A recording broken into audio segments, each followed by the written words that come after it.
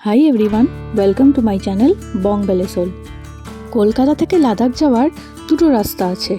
Either তোমরা by road যেতে পারো অর তোমরা বাই এয়ার যেতে পারো। যদি তোমরা বাই রোড যাও তাহলে কলকাতা থেকে প্রথমে দিল্লি যেতে হবে, তারপরে দিল্লি থেকে দুটো রাস্তা আছে, মানালি লে হাইওয়ে আর নয়তো শ্রীনগর লে হাইওয়ে। এই দুটোর মধ্যে যে কোনো একটা তোমরা চুজ করতে পারো। আর বাই এয়ার যদি যাও তাহলে কলকাতা থেকে দিল্লি, তারপরে দিল্লি থেকে লে। আমরা টাইম কনস্ট্যান্টের জন্য বাই এয়ার গেছিলাম। কলকাতা থেকে দিল্লি পৌঁছানোর পর অ্যারাউন্ড 7 আওয়ার্স দিল্লিতে লে ওভার ছিল, কারণ দিল্লি থেকে লের ফ্লাইটটা ছিল ভোরবেলা।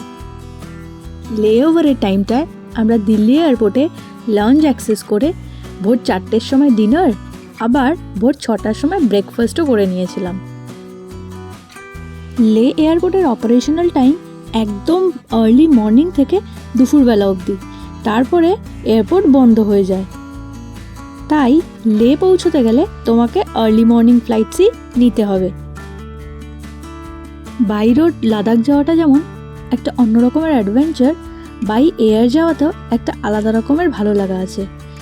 সকাল সকাল ফ্লাইটে উঠে যদি এইরকম মনোমুগ্ধকর দৃশ্য দেখতে পাও তাহলে কার না ভালো লাগে। এগুলো দেখে আমাদের লাদাখ পৌঁছানোর এক্সাইটমেন্ট আরও বেড়ে গেছিল। ফাইনালি সকাল 9:30টার সময় আমরা লে এয়ারপোর্টে ল্যান্ড করি, আর এয়ারপোর্টের ভিতর থেকেই আমরা এক্সট্রিম ঠান্ডাটা ফিল করতে পারি। লাদাখ ট্রিপের পুরো আইটেনারিটা আমি নিজে রিসার্চ করে বানিয়েছিলাম, আর সব বুকিংসও আমি নিজেই করেছিলাম। হোটেল আর গাড়ি যেহেতু আমি আগের থেকেই বুক করে রেখেছিলাম, তাই এয়ারপোর্ট থেকে বেরিয়ে আমাদেরকে ওয়েট করতে হয়নি।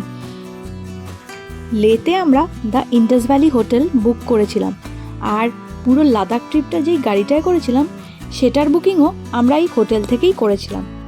এটা আমাদের ড্রাইভার দাদা, যে আমাদের সাথে টানা 8 দিন ছিল।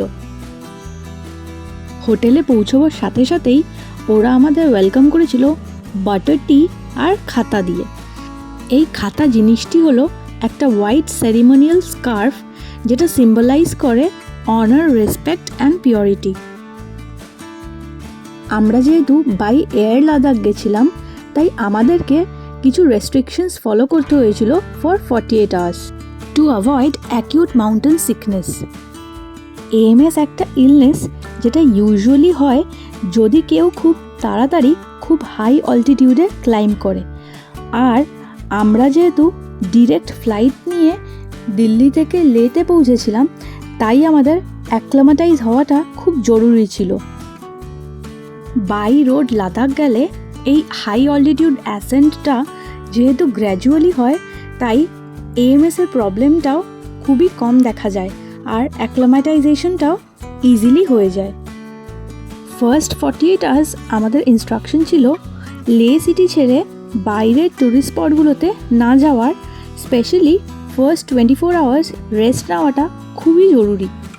তাই আমরা ডে 1-এ অনলি লে মার্কেটটা ঘুরেছিলাম, ডে 2-তে লে সিটি ট্যুরটা করেছিলাম, আর ডে 3 থেকে বাইরের স্পটগুলো ঘোরা শুরু করেছিলাম।